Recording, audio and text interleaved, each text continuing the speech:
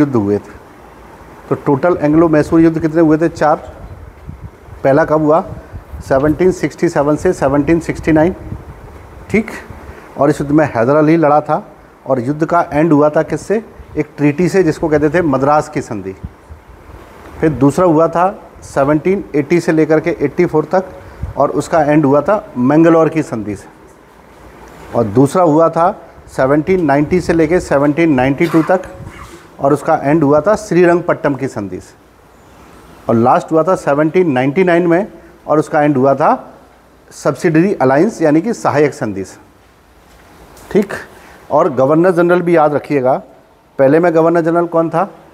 वेरेलस्ट था, दूसरे में हेस्टिंग्स था, तीसरे में कॉर्नवालिस था और चौथे वाले में वेलेस्ली था। तो ये आपको याद रखना है कि वहाँ, और पहले और दूसरे में हैदर अली लड़ा और टीपू सुल्तान तीसरे में भी लड़ा, चौथे में भी लड़ा और थोड़ा दूसरे में भी लड़ा, ठीक।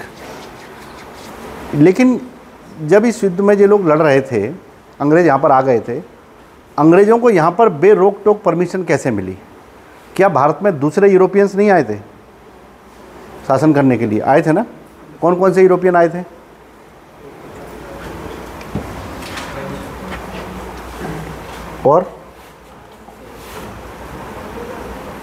और कौन आया था?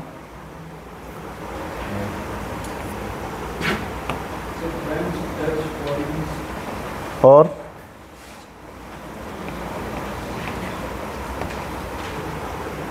सबसे पहले कौन आया था? पोर्चुगीज, पुर्तगाली आए थे सबसे पहले। कब? 1500 में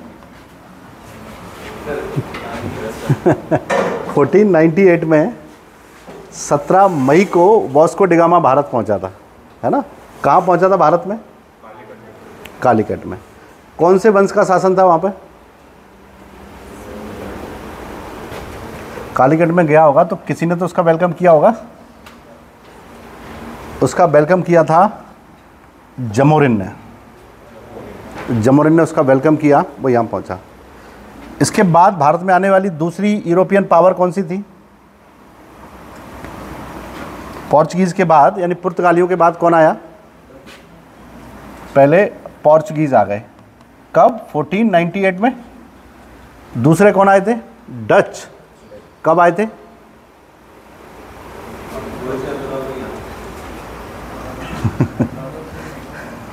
कि ब्रिटिशर्स आए थे पहले। डच 1602 में आए थे। और अंग्रेज कब आए थे? जो ब्रिटिशर्स हैं, जिनको अपन ईस्ट इंडिया कंपनी कहते हैं, वो 1600 में 1599 में तो कंपनी बनी थी इंग्लैंड में और 1600 में यहाँ आ गई थी कंपनी। लेकिन अभी भी वो पावर में नहीं है। पावर में आने के लिए उनको 1615 तक हो गया। 1615 में पावर में आ पाए थे। डच की बात करेंगे तो डच 1602 में आए थे। उसके बाद कौन आया? फ्रेंच कब आए?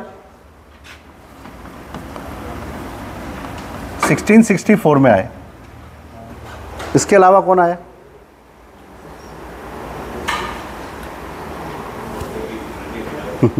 फ्रेंच से पहले डैन लोग आए थे, डेनमार्क, है ना। ये भी इंडिया में कुछ समय के लिए आए थे 1631 में।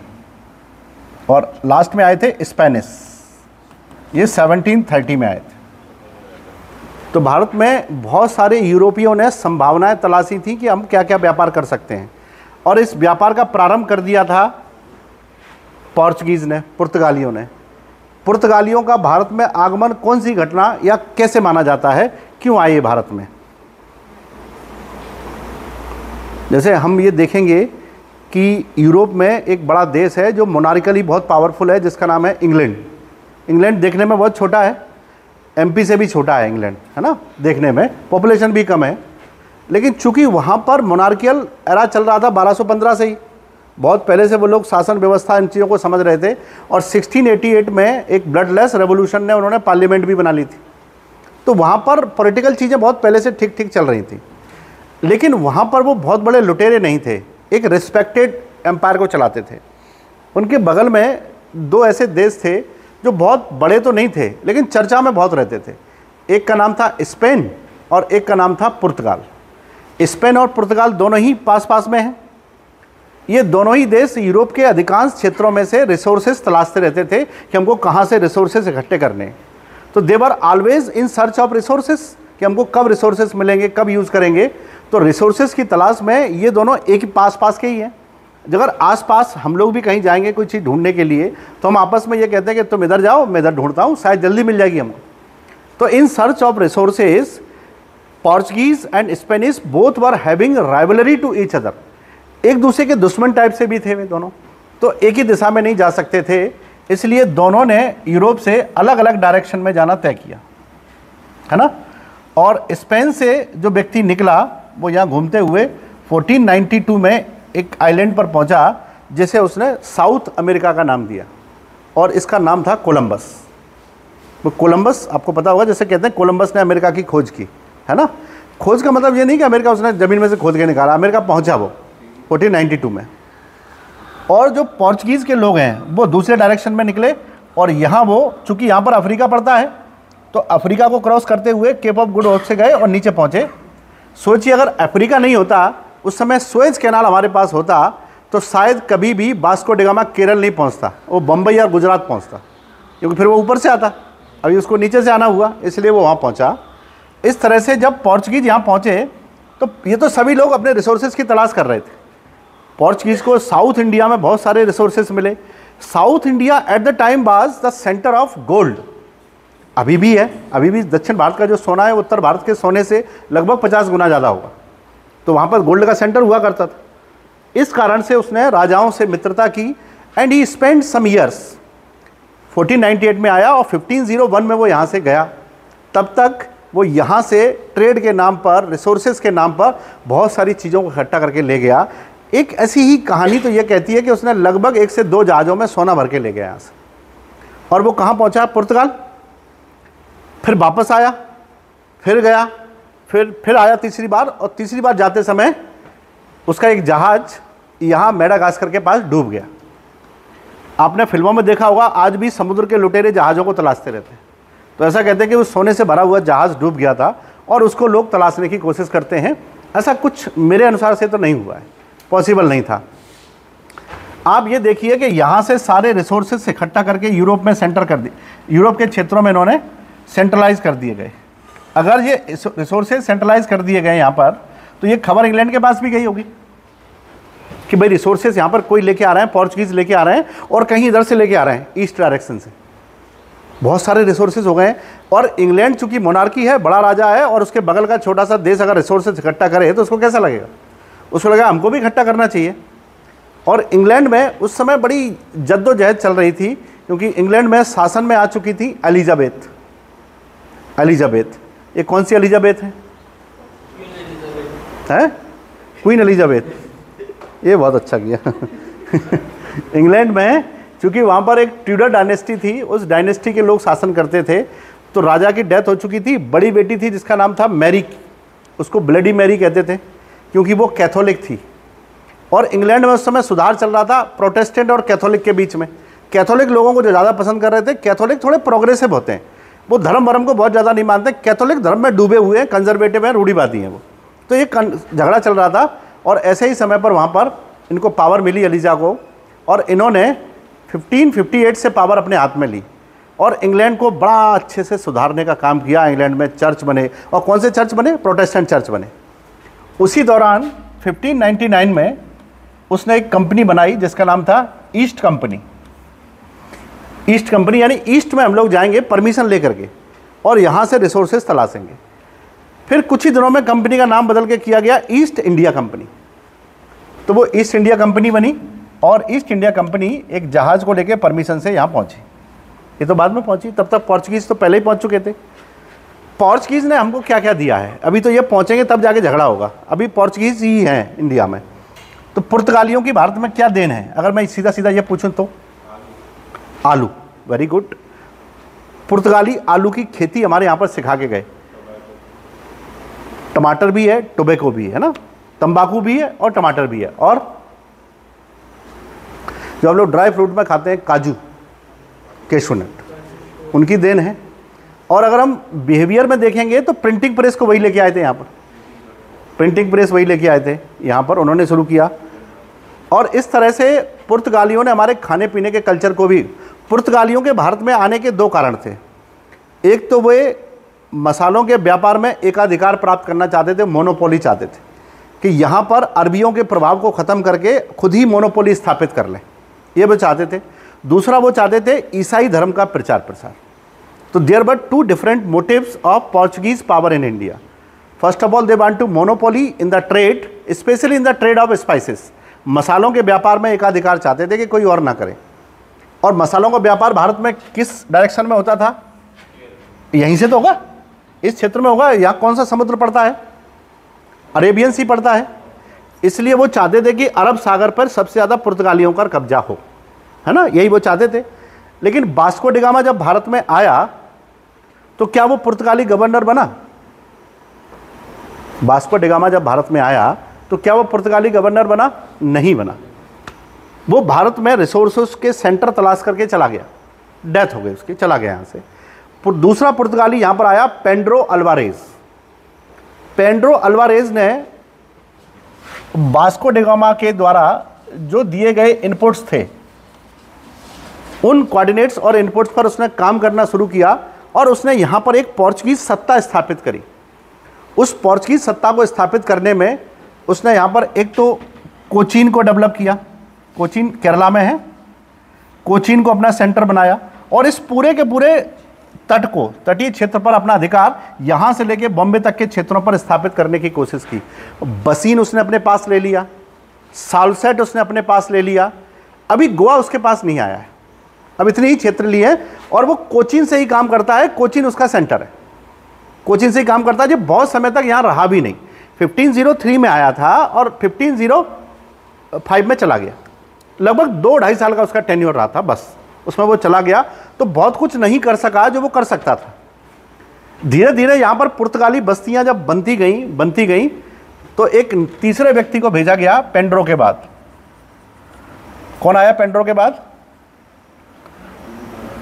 ये पेड्रो अल्वारेज के बाद कौन आया? अल्बुकर्क। पक्का? बताओ कौन आया इसके बाद? कितने पुर्तगालियों को जानते हैं?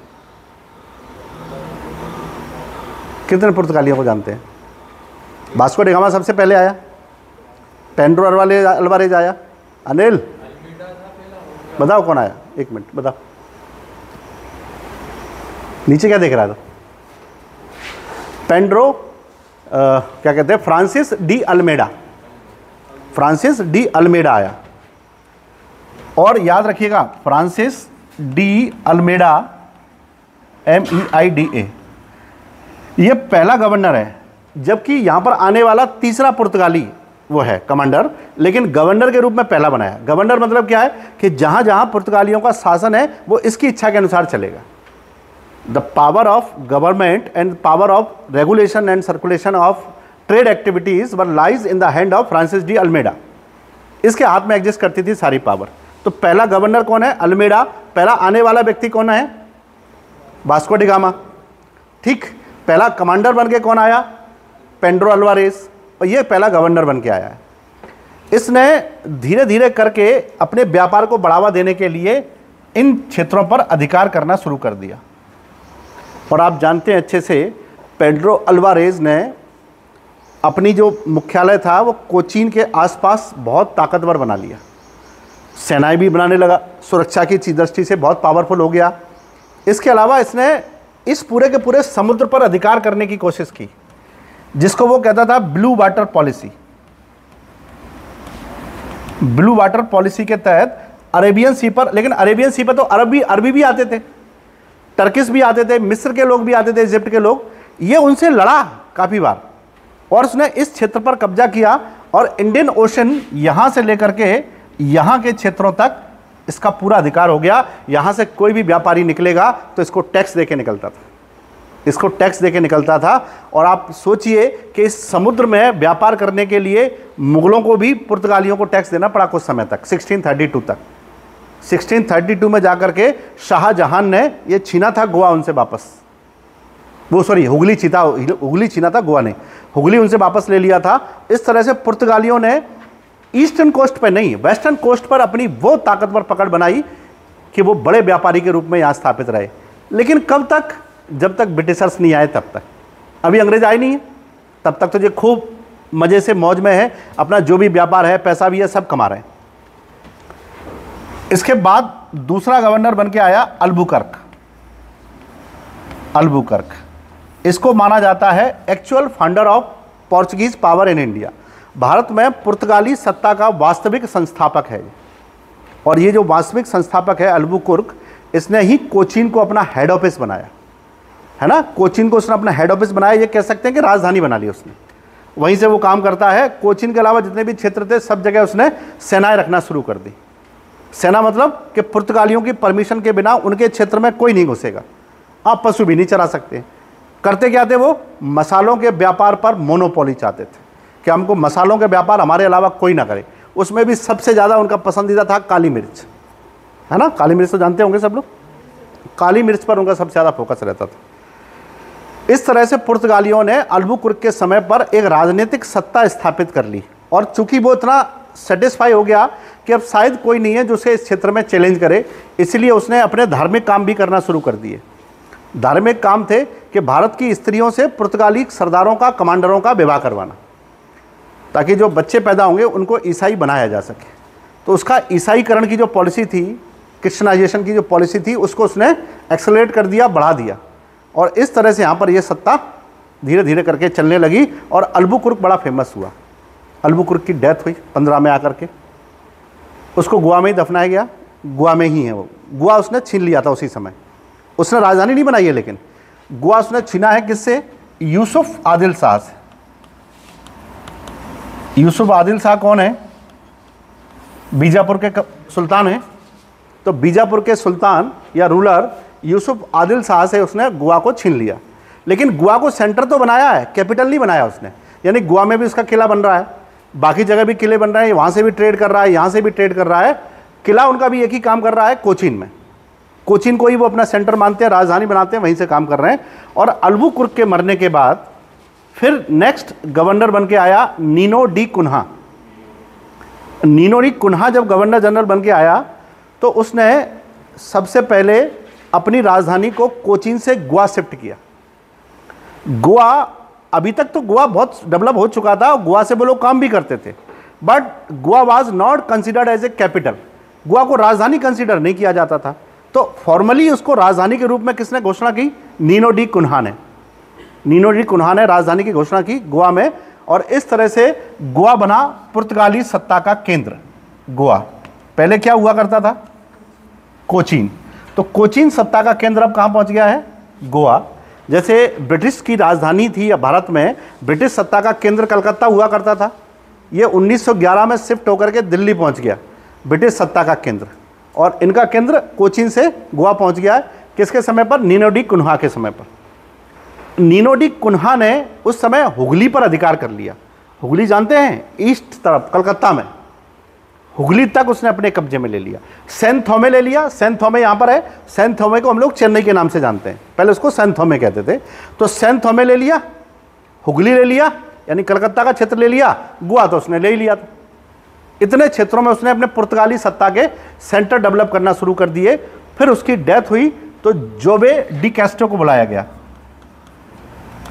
जोबे डी कैस्टो जब तक ये आया तब तक पुर्तगालियों से लोगों में एनवी या जेलिसी आ गई।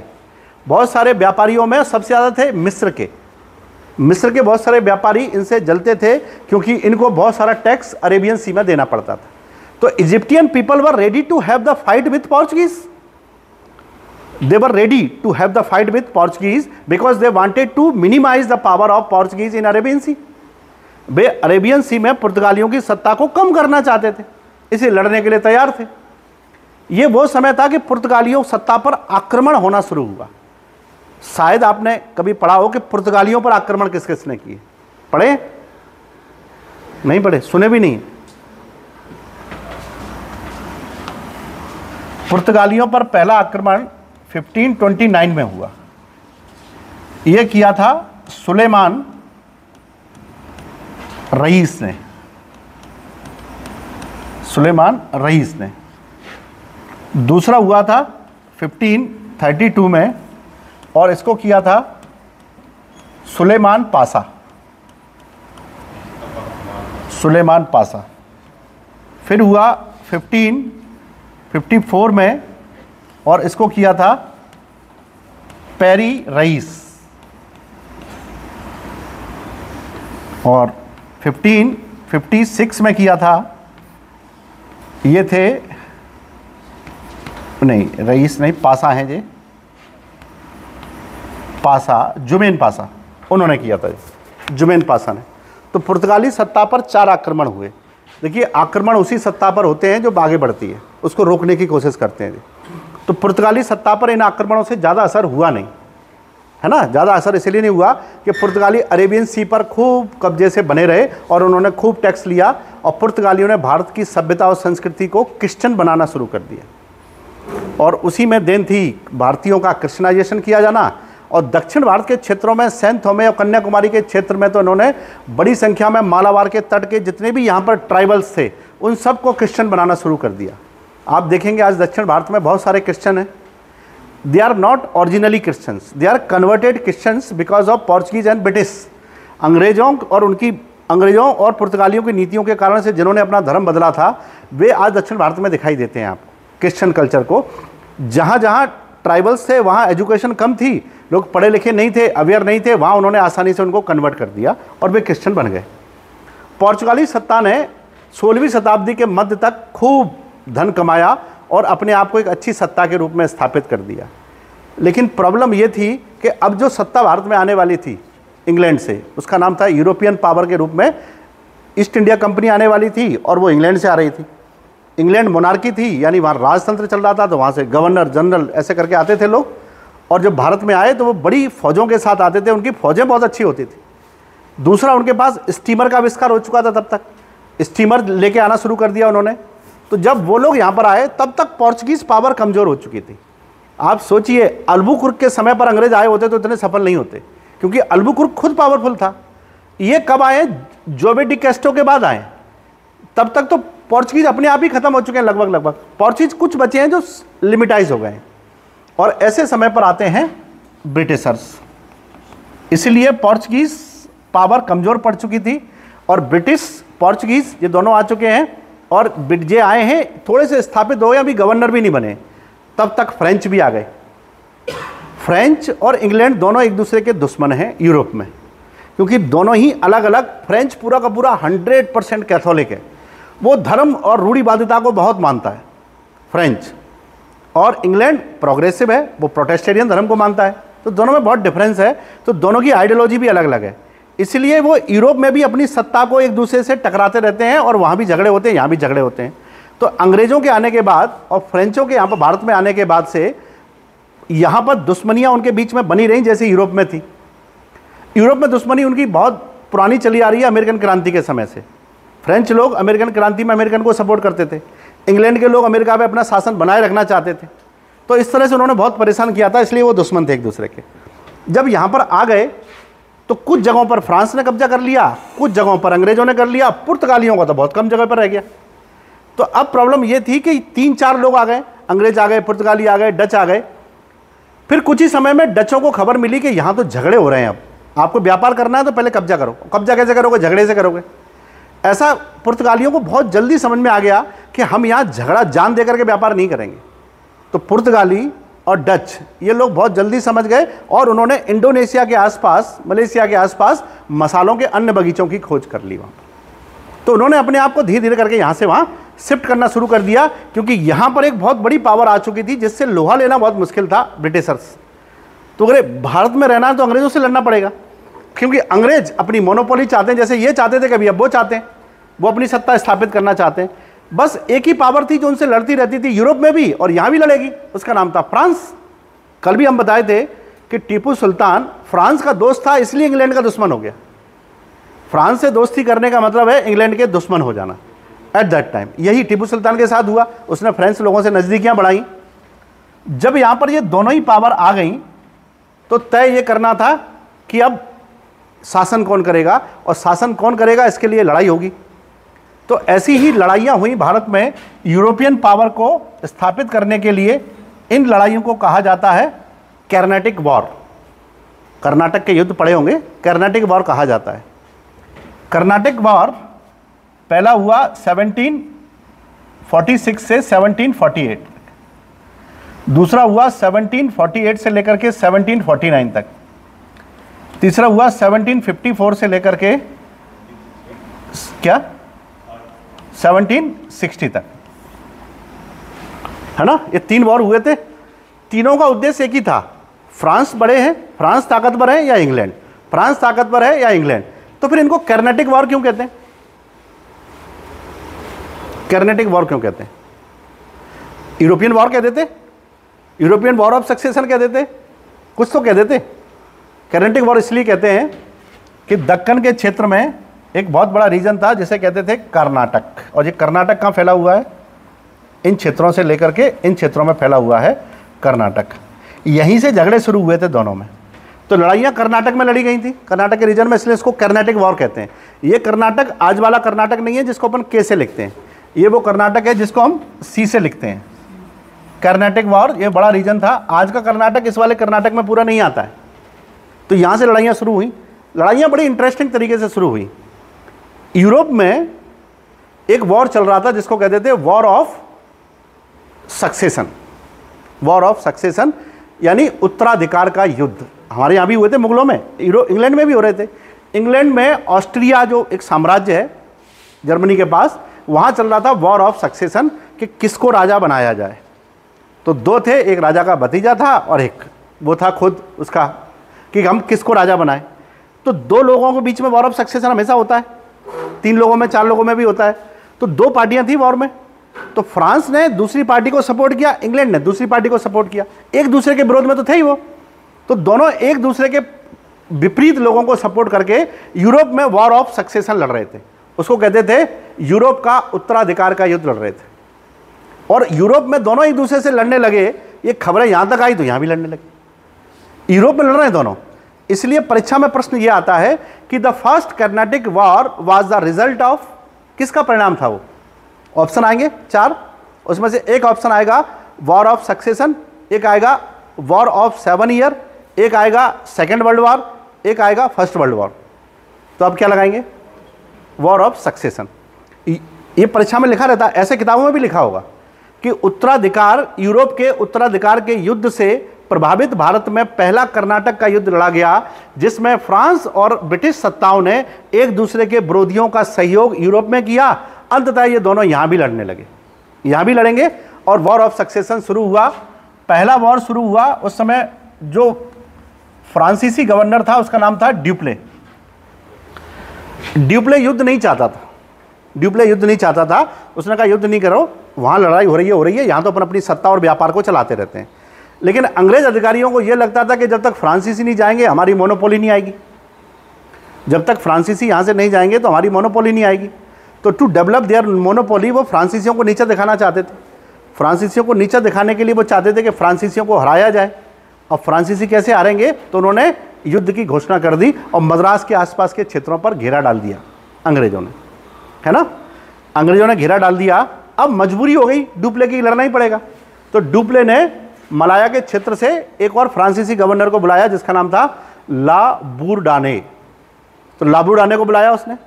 जैसे ही ला बूरडाने आया, ड्यूप्लेक्स आया, इनकी लड़ाइयाँ मद्रास के क्षेत्र में शुरू हो गई। यहाँ लड़ाइयाँ शुरू हो गई। इस युद्ध में ड्यूप्ले की स्थिति बड़ी मजबूत रही क्योंकि अंग्रेज उसमें स्कैटर्ड थे। ऊपर से कर्नाटक के जो नवाब थे वो अलग इसके फ्रांसीसियों के विरुद्ध खड़े हुए थे। इस कारण से वहाँ पर ऐसे सरकमस्टेंसेस बने कि इनको अपर एज मिल गया। किसको मिल गया? फ्रांसीसियों को। युद्ध चल ही रहा है, लड़ाइयाँ भी चल रही हैं, लेकिन इंग्लैंड में क्या हुआ, पूरे यूरोप में क्या हुआ कि दोनों के बीच की लड़ाई शांत हो गई। जब लड़ाई वहाँ शुरू हुई तो यहाँ शुरू हो गई, जब वहाँ शांत होगी तो यहाँ भी शांत होगी। तो वहाँ यूरोप में जो लड़ाई शांत हुई थी वो कौन सी ट्रीटी से हुई थी? एक्सला शैपल, CHAPPL, एक्सला शैपल। ये एक्सला शैपल की संधि हुई यूरोप में और उस संधि से फ्रांस और इंग्लैंड दोनों आपस में युद्ध को शांत कर दिया। जैसे ही वहाँ युद्ध शांत हुआ, यहाँ भी शांत हो गया। लेकिन यहाँ युद्ध ऐसे मोड़ पर शांत हुआ है जब फ्रांसीसी जीत गए। ऐसे मोड़ पर शांत हुआ है, फ्रांसीसी जीत गए। ये इंग्लैंड के लिए अच्छी बात नहीं थी, क्योंकि इंग्लैंड को तो इसमें नीचे देखना पड़ेगा ना कि युद्ध तब शुरू हुआ है जैसे आप किसी के साथ, क्या कहते हैं उसको, गैम्बलिंग को, जुआ खेल रहे हैं, और आप एक बाजी जीत गए, चलो आप घर चलते हैं। तो आप उसको कैसे बुरा लगेगा, यार पूरा गेम तो खेलो, या तो मेरे को पूरा हराओ या तुम खुद पूरा हार जाओ। ऐसे ही तो होगी ना बात। तो अपने फेवर में युद्ध खत्म हुआ और वहीं ये संधि हो गई एक्स-लैचपल की। तो फ्रांसीसियों को बड़ा खुशी हुई और ड्यूप्ले की बावाकार हो गई। ड्यूप्ले की बहुत जयकार हो गई, बाबा हो गई, यार ड्यूप्ले बड़ा कमांडर है, उसने अंग्रेजी कमांडर को हराया, लाबूडाने के सहयोग से हराया, लेकिन हराया तो है। तो इस तरह से अंग्रेजों के लिए बड़ा मरने वाली स्थिति आ गई। अब क्या किया जाए। जब यह युद्ध शांत हुआ तब तक तो बहुत गहमा गहमी चलती रही, और लगभग 1-1.5 साल, मतलब 16-17 महीने तक गहमा गहमी चली। अचानक से फिर लड़ने का मौका मिल गया दोनों को, और यही अंग्रेज चाहते थे कि लड़ने का मौका मिल जाए बस, कैसे भी करके, फिर हम दिखाएंगे कि कौन जीतता है। अभी तो संधि हो गई थी। अब कर्नाटक में क्या हुआ, ध्यान से समझिएगा इसको। एक तो है कर्नाटक और एक है हैदराबाद, है ना। मैं हैदराबाद को ना लिख करके डेक्कन लिख रहा हूं यहां पर, क्योंकि उस समय उसको डेक्कन कहते थे। ये 2 किंगडम है, एक किंगडम जी है, एक किंगडम जी है। दोनों ही किंगडम में राजाओं की डेथ हो गई, और वो पहले ही हो चुकी थी 1740 के आसपास। अब वहां पर अगला राजा बनना है। अगर मैं कर्नाटक की बात करूंगा तो यहां पर राजा बनना चाहता है अनवरुद्दीन।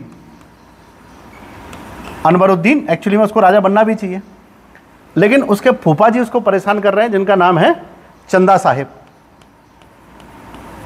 जो चंदा साहिब हैं वो कह रहे हैं कि हमको बनाओ। तो यहां पर 1 और 2 सक्सेसर हो गए।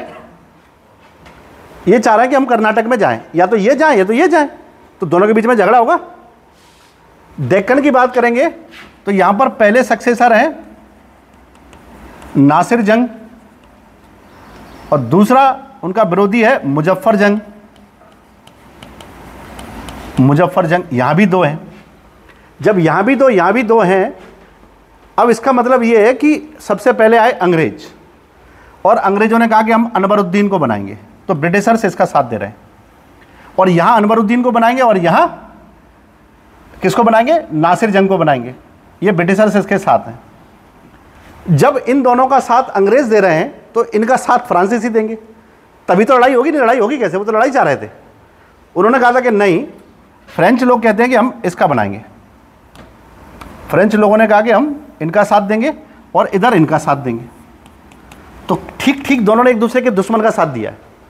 इसका मतलब है कि लड़ाइयाँ शुरू होंगी, और यही अंग्रेज चाहते थे। फ्रांसीसियों के मन में तो नहीं रही, लेकिन मजबूरी थी अब लड़ना।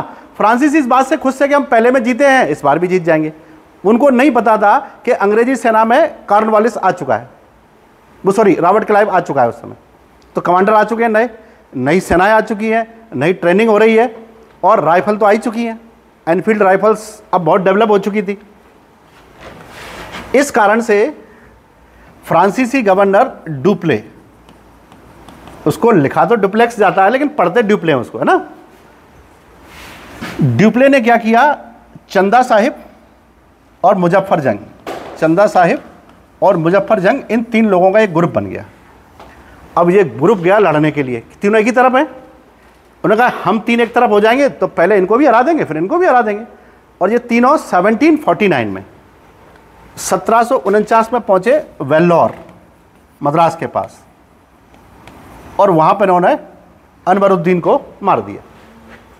अनवरुद्दीन मर गया। अगर अनवरुद्दीन मर गया तो इसका रास्ता क्लियर, अब चंदा साहिब बनेंगे कर्नाटक के नवाब।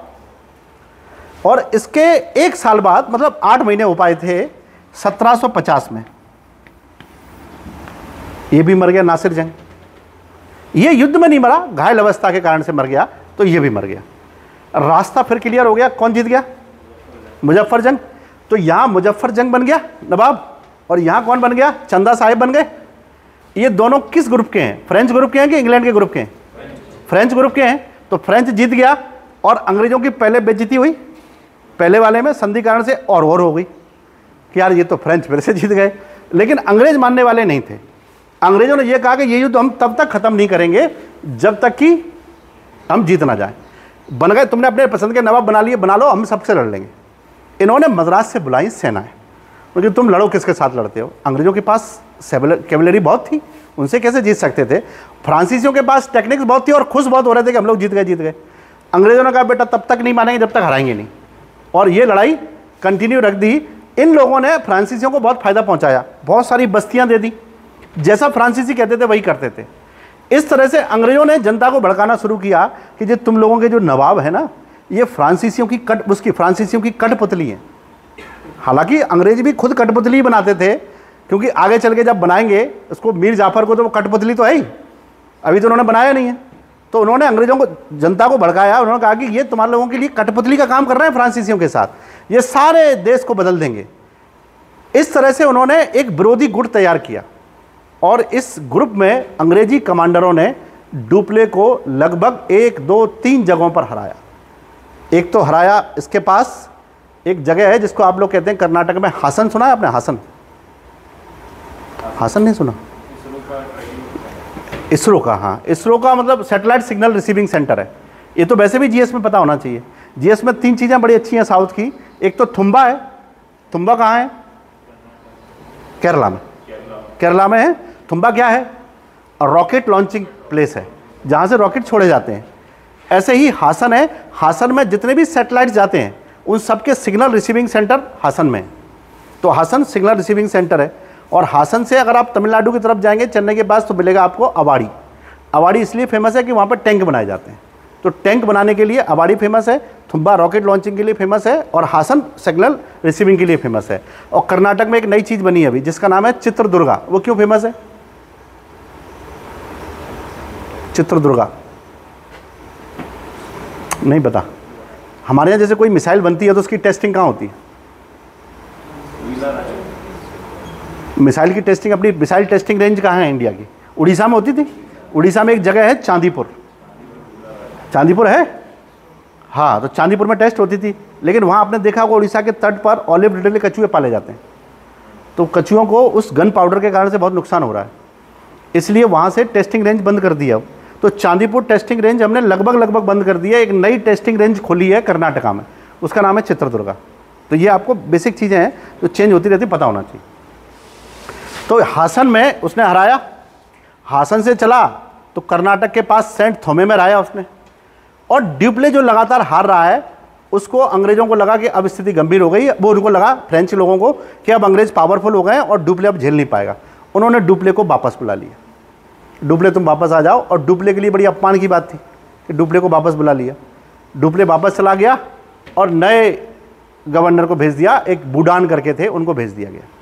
नए फ्रेंच गवर्नर आए, वो बहुत जल्दी उन्होंने जायज़ा ले लिया कि अंग्रेज़ों से जीत पाना संभव नहीं है, इसलिए उन्होंने 1750 में आकर के संधि कर ली अंग्रेज़ों के साथ, एक ट्रीटी कर ली पांडिचेरी की। उसने कहा कि अब हम आपस में लड़ेंगे नहीं।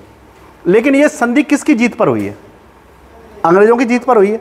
तो अंग्रेज तो उतने ही खुश होंगे जैसे कभी डुप्ले खुश होता था। तो ये युद्ध भी समाप्त हो गया। दूसरा कर्नाटिक वॉर भी समाप्त हो गया।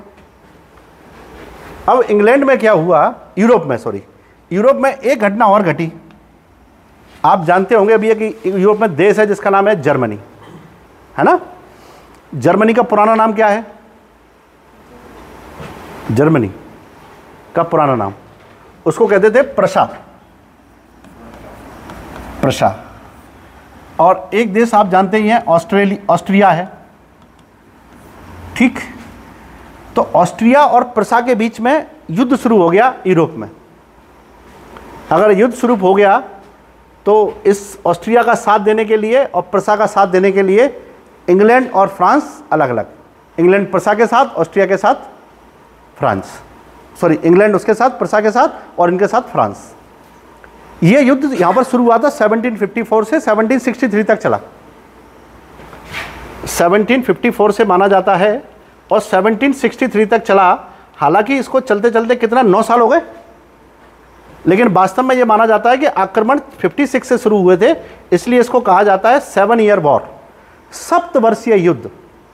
ये सप्तवर्षीय युद्ध यूरोप में शुरू हुआ। इस सप्तवर्षीय युद्ध का परिणाम यहाँ देखा गया कि फ्रांसीसी और अंग्रेज यहाँ लड़ना शुरू हो गए 1754 में।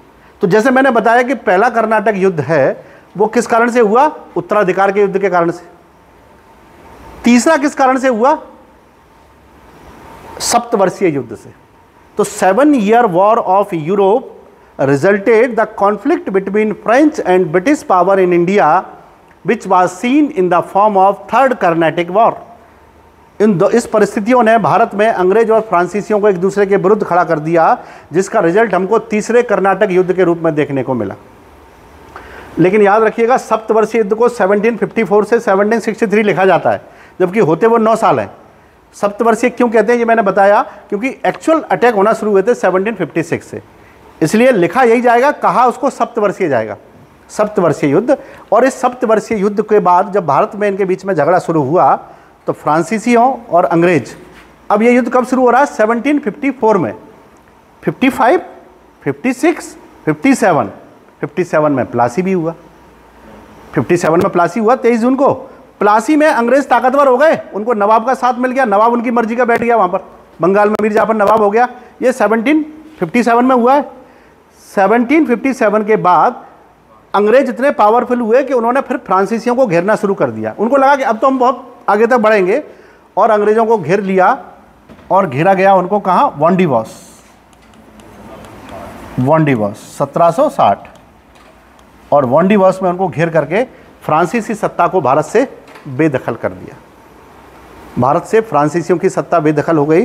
फ्रांसीसी बेचारे कुछ चंद्रनगर के आसपास रह गए, कुछ चेन्नई के आसपास रह गए, इन जगहों पर ये लोग रह गए, बाकी अधिकांश जगहों पर अंग्रेजों ने अपनी सत्ता स्थापित कर ली। तो जब भारत में 2 यूरोपियन पावर के बीच में अपने सत्ता के संघर्ष के लिए युद्ध लड़े गए, उनमें सबसे प्रसिद्ध 3 युद्ध हैं जिन्हें कर्नाटक के युद्ध कहा जाता है।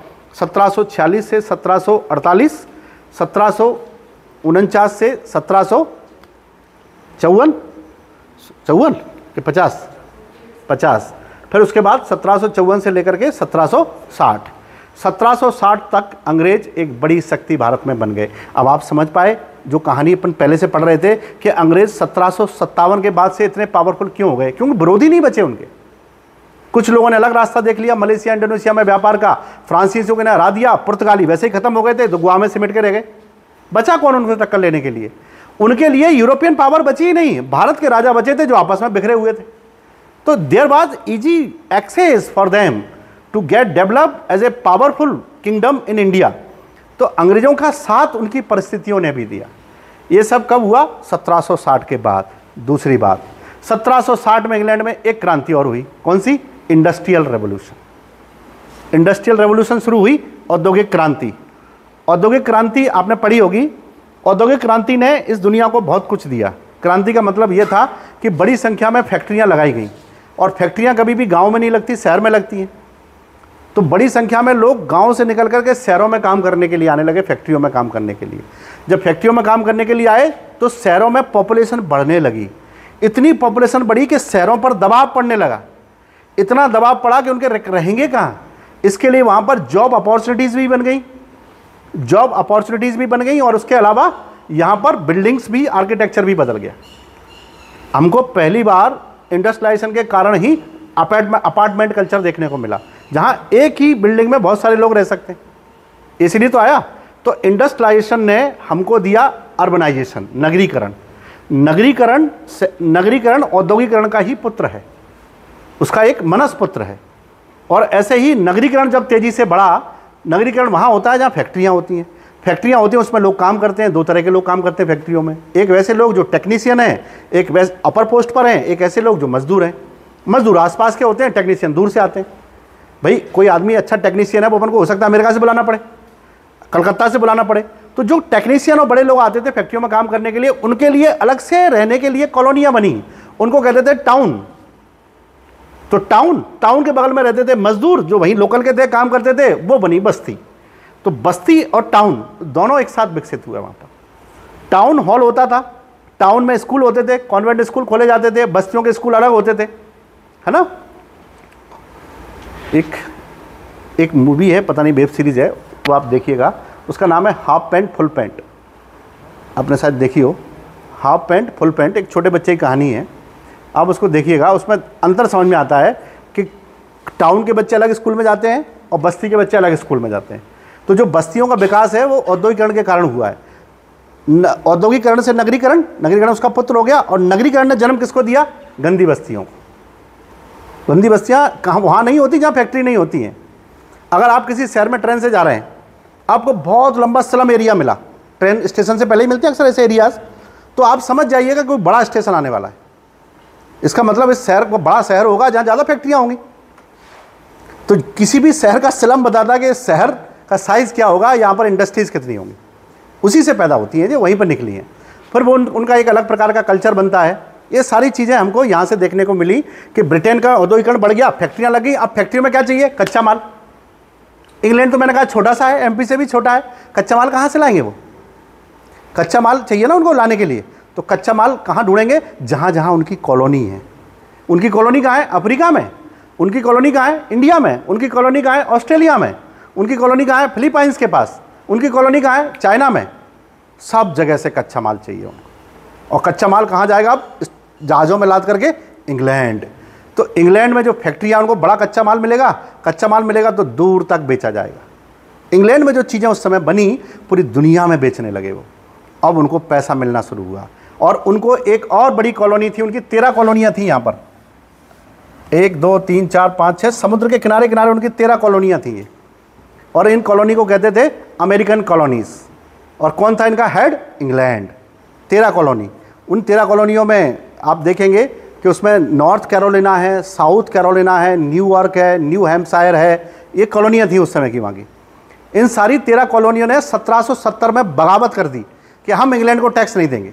13 कॉलोनियों ने बगावत कर दी। और 1776 में ये 13 कॉलोनियाँ आज़ाद हो गई 4 जुलाई को। और 13 कॉलोनियाँ ने 13 स्टेट हो गए। इन 13 स्टेट इकट्ठे हो गए। इकट्ठे को क्या कहेंगे? यूनाइटेड। और क्या इकट्ठे हुए? United states. तो क्या बन गया? और कहाँ के थे ये? अमेरिका के। तो क्या बन गया? USA, United States of America. यानी United States of America 13 independent कॉलोनियों का ग्रुप था जो अमेरिका में आज़ाद हुआ। और ऐसा आज़ाद हुआ कि फिर वो अमेरिका, इंग्लैंड का कभी गुलाम नहीं हुआ। उसने विद्रोह किया पॉल एडम के नेतृत्व में, और तभी से आज़ाद है। 1791 में उन्होंने अपना वो बना लिया था कॉन्स्टिट्यूशन, और फिर तब से वो काम कर रहा है। और उनका कॉन्स्टिट्यूशन इतना अडिग है कि आज तक उनके कॉन्स्टिट्यूशन में केवल 20 ही चेंज हो पाए। और हमने तो 1947 में 50 में बनाया था, और 106 तो कर दिए। कोशिश तो 130 बार कर चुके हैं, लेकिन हो नहीं पाए, वे इतने ही है। तो वहाँ से अमेरिका आज़ाद हो गया। अमेरिका जब अमेरिका में क्या करते थे ये लोग? अमेरिका में दक्षिण राज्यों को, मजदूरों को उत्तरी राज्य में भेजते थे काम करने के लिए। वहाँ भी इन्हीं की फैक्ट्रियाँ थी, और वहाँ से कच्चा माल इंग्लैंड के लिए भेजा जाता था। और सारी जगहों पर टैक्स इंग्लैंड लेती थी। जहाज़ इंग्लैंड के यूज होते थे। उन्होंने कहा कोई इंग्लैंड के जहाज़ के अलावा कोई जहाज़ चलेगा नहीं। इंग्लैंड का जहाज़ में सामान नहीं जाएगा तो कोई खरीदेगा भी नहीं, तो उसका भी टैक्स लेते थे, सील लगाते थे, स्टैम्प ड्यूटी लेते थे। कागज़ कहाँ से आएगा? इंग्लैंड से आएगा, उसी कागज़ पर एग्रीमेंट साइन होंगे। मतलब सब कुछ इंग्लैंड के हाथ में आ गया। इन लोगों को लगा कि सब कुछ हमारा है, फिर हम क्यों किस बात का टैक्स दें इंग्लैंड को। इन्होंने एक शर्त रखी थी कि हमको इंग्लैंड की पार्लियामेंट में बिठाओ तो हम टैक्स देंगे। उन्होंने कहा पार्लियामेंट में थोड़ी बैठाएंगे तुमको। तो उन्होंने कहा कि नो टैक्सेशन विदाउट रिप्रेजेंटेशन, और हम नहीं बैठेंगे तो टैक्स नहीं देंगे। और क्रांति कर दी इन्होंने। इनकी क्रांति 1776 में हुई तो इंग्लैंड तिलमिला गया, क्योंकि उनके हाथ से 13 कॉलोनियाँ निकल गई एक साथ। उनके हाथ से 13 कॉलोनियाँ निकल गई। और इन 13 कॉलोनियों में इंग्लैंड की ओर से लड़ने वाला कमांडर था कॉर्नवालिस। कॉर्नवालिस कमांडर था, वहाँ लड़ रहा था। तो वहाँ अमेरिकी क्रांति में उसकी स्थिति बहुत ख़राब हो गई थी। तो जब वो यहाँ से वापस इंग्लैंड गया तो वहाँ पर उन्होंने कहा कि तुम अभी अमेरिका से आए हो और इंडिया में हालात बहुत ख़राब हो रहे हैं, तुम इंडिया चले जाओ। तो उसने कहा मैं इंडिया तब जाऊँगा जब मुझे गवर्नर जनरल को आर्मी यूज़ करने की पावर दोगे, है ना। जब मुझे आर्मी की पावर दोगे तो मैं जाऊँगा, नहीं तो नहीं जाऊँगा। क्योंकि वहाँ मेरे पास ये पावर नहीं थी तो मेरी स्थिति बहुत ख़राब हो गई थी। इसलिए उसको स्पेशल पावर दे के भारत भेजा गया 1786 में। 1786 में तब वो यहाँ आया कॉर्नवालिस, स्पेशल पावर लेकर के। समझ गए? क्योंकि वो वहाँ से दूध का जला हुआ छाछ भी फूक फूक के पीता है। और ये वही समय था कि अंग्रेज़ों ने भारत से मजदूरों को भेजना शुरू कर दिया अमेरिका के लिए। यहाँ पे एक सिस्टम चलता था, उसको कहते थे गिरमिटिया। गिरमिटिया सुना है? गिरमिटिया एक एग्रीमेंट होता है जिसको आपने साइन किया है तो अब आप गुलाम हो गए इंग्लैंड के। वो आपको यहाँ से ले जाएंगे अमेरिका में या अफ्रीका में यूज़ करने के लिए।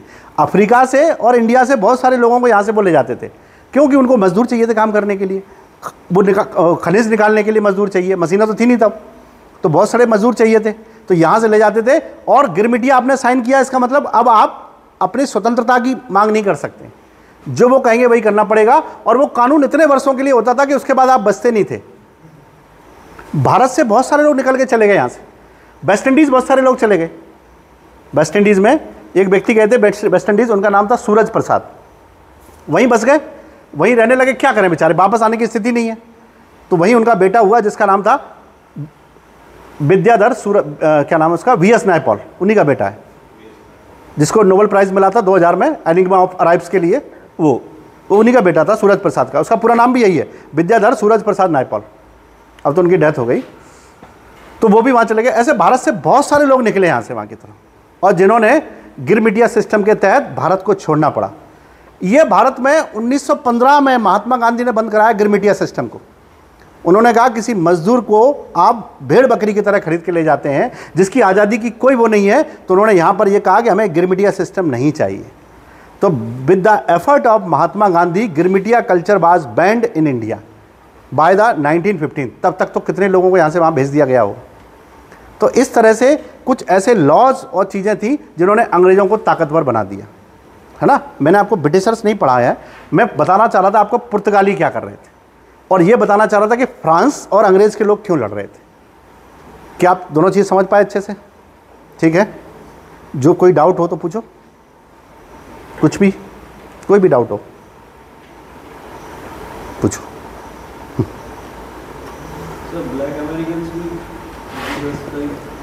हाँ बिल्कुल, वेरी गुड। अमेरिका में जो 13 राज्य थे ना, उसमें दक्षिणी अमेरिका में निग्रोज यानी काले लोग रहते थे, और उत्तर अमेरिका में गोरे लोग रहते थे। तो अंग्रेजों को तो कोई लेना नहीं, उनको तो मजदूरी करवानी है। लेकिन जब अमेरिका आज़ाद हो गया तब स्थिति ऐसी बनी कि वहाँ पर रेसिज्म आ गया, और अंग्रेज लोगों के, गोरे लोगों के पास ज़्यादा अधिकार होते थे। ये लोग क्या कर रहे थे, धीरे धीरे यहाँ पर आंदोलन चला रहे थे कि अंग्रेज काले लोगों को भी अधिकार दिए जाएं। काले लोग क्या है कि इसमें काम, हार्टिकल्चर में बहुत अच्छा काम करते थे, क्योंकि वो ट्रेंड थे उसके लिए, गन्ने के खेतों में काम करने के लिए बहुत ट्रेंड थे वो। तो वो चाह रहे थे कि इनको ऊपर ना लाया जाए, जबकि अमेरिका में बहुत सारे सुधारवादी कह रहे थे कि नहीं, ऊपर लाया जाए। अमेरिका में ऐसे ही आंदोलन ने एक व्यक्ति को जन्म दिया, जिस व्यक्ति का नाम था अब्राहम लिंकन। अब्राहम लिंकन ने अमेरिका में काले लोगों के फायदे के लिए कानून बनाना शुरू कर दिए। तो उसको लोगों ने टारगेट करना शुरू कर दिया कि ये तो सबको इकट्ठा कर देगा, रेसिज्म ही नहीं होने देगा। लेकिन फिर भी उसकी इतनी, दक्षिण के लोगों में जनसंख्या ज़्यादा थी, उत्तर की जनसंख्या कम थी, उत्तर के स्टेट की। इसीलिए 1864 में वो अमेरिका का वो बना, 1861 में अमेरिका का प्रेसिडेंट बना। अमेरिका के 16वें राष्ट्रपति बने अब्राहम लिंकन। और जैसे ही राष्ट्रपति बने उसने ये कानून ख़त्म कर दिए, गोरे कालों के लिए अलग अलग कानून नहीं बनेंगे, सबके लिए कानून बनेंगे। तो अमेरिका में जो सुधारवादी चलाया उसका क्या तो प्रचार हुआ, और क्या तो अमेरिका को उसने ताकतवर बनाया। उसने कहा इंसान को इंसान से गिना जाएगा, ना कि उसके रंग से गिना जाएगा। लेकिन विरोधी तो विरोधी होते हैं। उसके जो कट्टर विरोधी थे वो नाराज़ हो गए, और एक दिन मूवी देखते समय 14 अप्रैल 1865 को उसको गोली मार दी गई, अब्राहम लिंकन को। तो अमेरिका में, ये तो खैर अमेरिकन सिविल वॉर अमेरिका में लड़ते हैं अपन, यहाँ पर नहीं लड़ते, अमेरिका इंडिया में नहीं पढ़ते। अमेरिका का सिविल वॉर है वो तो, है ना। और अमेरिका के संविधान जब बना तो उसमें ये सारी चीज़ें कुछ नहीं थी, रेसिज्म वगैरह, उन्होंने उसको माना ही नहीं कभी, पहले ही बन चुका था संविधान। इसीलिए भारत के संविधान में ऐसा कुछ है ही नहीं। हमने लिखा ना, अनुच्छेद 14 में ही लिखा है कि हम किसी को रंग, जाति, धर्म इत्यादि के आधार पर कोई भेदभाव नहीं करेंगे। तो क्या भारत में ये रेसिज्म होता है? बताओ, भारत में रंग भेद होता है? होता है कैसे? कागजों में तो नहीं होता है। ये इंटरव्यू में पूछा गया था किसी से कि भारत में रंग भेद होता है, यदि होता है तो उसका उदाहरण दीजिए। तो उसने कहा सर प्रैक्टिकली तो पॉसिबल नहीं है, लेकिन उदाहरण के रूप में अपन ये देख सकते हैं कि ट्रक के पीछे लिखा रहता है बुरी नजर वाले तेरा मुंह काला, लिखा रहता है। इस लाइन का अर्थ क्या है? रेसिज्म नहीं है। और भी बहुत सारे कारण हैं, खैर उनको अपन लोग जब पढ़ेंगे तो समझ में आएंगे कि भारत में क्या चीज़ें होती हैं क्या नहीं होती। समझ में आया ये? और कुछ जानना चाहते हैं इसमें? ये पूरा अमेरिका का सिविल वॉर है। क्या बताया था? किसका? स्वेज नहर का। स्वेज नहर के लिए अफ्रीका का मैप तो देखा ही होगा। वैसे तो मैप मैं तुरंत बना देता हूँ, घबराने की बात नहीं है ना। आइसक्रीम जैसा हो गया। यहाँ पर आपने देखा है ये हॉर्न ऑफ अफ्रीका है। हॉर्न ऑफ अफ्रीका में कितने देश आते हैं? 5। ये सींग जैसा निकला है, अफ्रीका महाद्वीप का है, इसको हॉर्न ऑफ अफ्रीका कहते हैं। इसमें इथियोपिया और सोमालिया, जिबूती और इरिट्रिया 4 देश आते हैं। उन 4 में से एक लैंडलॉक्ड है, इथियोपिया। इथियोपिया लैंडलॉक्ड है उन 4 में से। पूरे अफ्रीका में कितने लैंडलॉक्ड हैं? कितने लैंडलॉक्ड हैं? 15 देश लैंडलॉक्ड हैं उसमें। याद है कि ऐसे मैंने बोला था याद करने के लिए तुम लोगों को? कोई याद नहीं किसी को? अच्छा, कर्क रेखा पे कौन कौन से, यही बता दो। है अफ्रीका में भारत? कुछ तो सोच। एक होता है गलत, एक होता है भयंकर गलत। कर क्या रहा है तू? अफ्रीका में भारत? मैं अफ्रीका के देशों की बात कर रहा हूं प्रभु। बताओ, भारत से काम नहीं चलेगा ना अपना। इसमें यहाँ से पश्चिम, मैंने एक दिन और बताए थे आपको। एक तो पश्चिमी सहारा है, मारिटोनिया है, माली है, नाइजर है, चाड है, और इसके अलावा सूडान है। लीबिया के बिल्कुल पास से होकर निकलती है, अल्जीरिया से होकर निकलती है। ये वो सारे देश हैं जिनमें अपना वो भी है, क्या कहते हैं, सारा डेजर्ट भी है ना। इसके बाद नीचे की तरफ अगर हम लैंड लॉक्ड गिनेंगे तो स्पष्ट दिखाई देते हैं अफ्रीका में लैंड लॉक्ड, क्योंकि बीच में बहुत सारे देश हैं। उसमें मध्य अफ्रीकी गणतंत्र भी है, रवांडा, युगांडा, मालागासी, और एक ऐसा देश है जो देश के अंदर देश है। 2 देश ऐसे हैं अफ्रीका में, तो देश के अंदर देश हैं। बता सकता है कोई कौन से? दक्षिण अफ्रीका के अंदर है वो। एक का नाम है लोसोथो और एक का नाम है स्वाजीलैंड। 2 देश हैं जो किसी देश के अंदर देश हैं। जैसे वेटिकन सिटी इटली के अंदर है, वैसे ही। तो आप देखेंगे कि यहाँ पर ऊपर है यूरोप महाद्वीप, ये है अफ्रीका, और इसके बीच में मेडिटेरियन सी है। और यहाँ पर है एक छोटा सा स्ट्रेट जिसको कहते हैं जिब्राल्टर।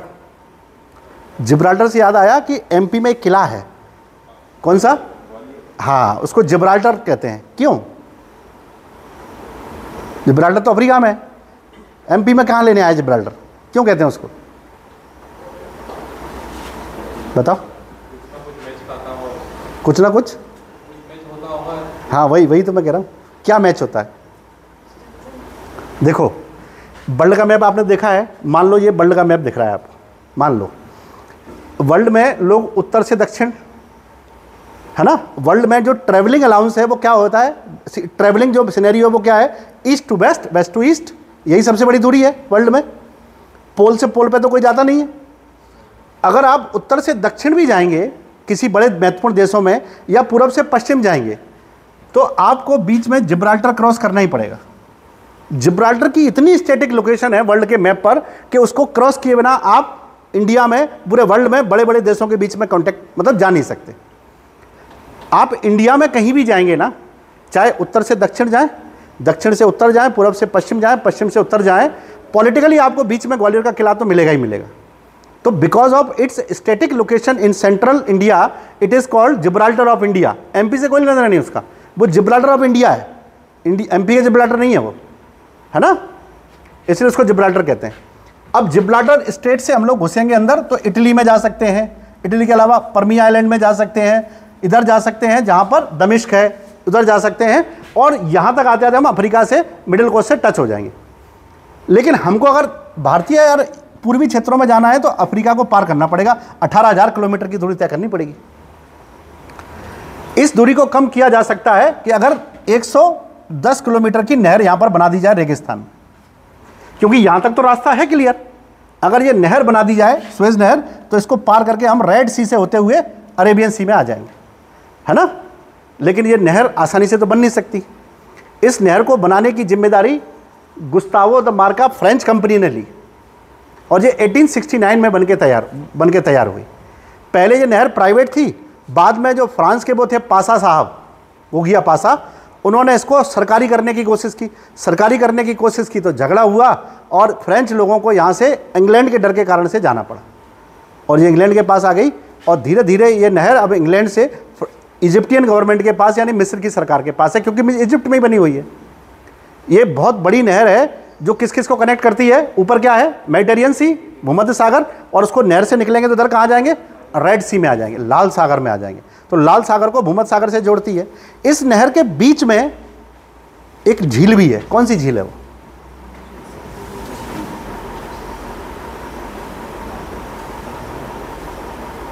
बताइए। नहर तो देखी होगी ना मैप पर, आपको याद होगा उसमें एक जहाज भी फंसा था 1.5 साल पहले, 1.5-2 साल पहले एक जहाज उसमें जा रहा था, फंस गया था, तिरछा हो गया था। मैं ये तो पूछ नहीं रहा कौन सा जहाज फंसा था मैं ये पूछ रहा हूँ कि वहाँ पर एक झील मिलती है, वो कौन सी है? गाटन लेक मिलता है उसमें, है ना। तो 110 किलोमीटर की नहर है, उसको पार करते हैं। इससे लगभग 9 से 10,000 किलोमीटर का सफ़र कम हो गया है ना। इस नहर के आने से इंग्लैंड को सबसे ज़्यादा फायदा हुआ, क्योंकि इंग्लैंड में इंडस्ट्री लगी थी सबसे ज़्यादा। इंग्लैंड यही है, यहाँ से तुरंत आए और यहाँ से पहुँच के सामान यहाँ सप्लाई कर दिया, वरना तो वो ऐसे आएगा जहाज़। तो इंग्लैंड को सबसे ज़्यादा फायदा हुआ, इसीलिए इंग्लैंड की इकोनॉमी बहुत तेज़ी से बढ़ी। पूरे यूरोप, पूरी इंडिया की इकोनॉमी स्वेज नहर पर डिपेंड करती है कहीं ना कहीं। 2 ही बड़ी नहर चलती हैं अपने यहाँ, एक पनामा, एक स्वेज। पूरे वर्ल्ड में पनामा भी बहुत महत्वपूर्ण नहर है। पढ़ी है किसी ने पनामा के बारे में? पनामा वर्किंग मॉडल पे चलती है। जहाज़ों को उठा के समुद्र में जाते हैं। कैसे उठाते हैं? पानी आता है उसमें, जैसे लॉक हो जाता है दोनों तरफ से पानी। हाँ, तो वो वर्किंग मॉडल पे कब बनी थी? 1911 में इनॉग्रेशन हुआ था उसका, 1911 से चल रही है। और पूरे पनामा देश में बनी है वो। पनामा देश की इकोनॉमी उसी से चलती है। अब उसको आपको पता होगा 2016 में उसको चौड़ा किया गया है। चौड़ा किया गया है क्योंकि बड़े बड़े जहाज़ निकाल, एक जहाज़ पर 15,000 कंटेनर जा सकते थे, इतना चौड़ा किया है। इतना भारी जहाज़ पानी में जाएगा तो नीचे तक जाएगा, नीचे टकराने लगता है उसमें, लेक में। इसलिए उसके अंदर उसको और गहरा किया गया है, एक्सप्लोजन लगा करके विस्फोट किया गया पानी के अंदर, तो वो मिट्टी उसकी ढीली हो गई है, फिर उसको एक्सवेटर से निकाल लिया गया है, तो उसको गहरा बनाया गया। 2016 से उसका एनलार्जमेंट किया गया है। ये पूरे यूरोप और पनामा को बहुत ताकतवर बनाती है। चाइना ने 2011 में ऐसी नहर बनाने की कोशिश की थी बगल में, लेकिन नहीं बना पाया, है ना, पनामा के ठीक बगल में। वो सोचा कि हम भी एक नहर को ओन करेंगे और बहुत सारी अर्थव्यवस्था मजबूत करेंगे, लेकिन वो नहीं कर पाया। चलो ठीक है, मिलते हैं।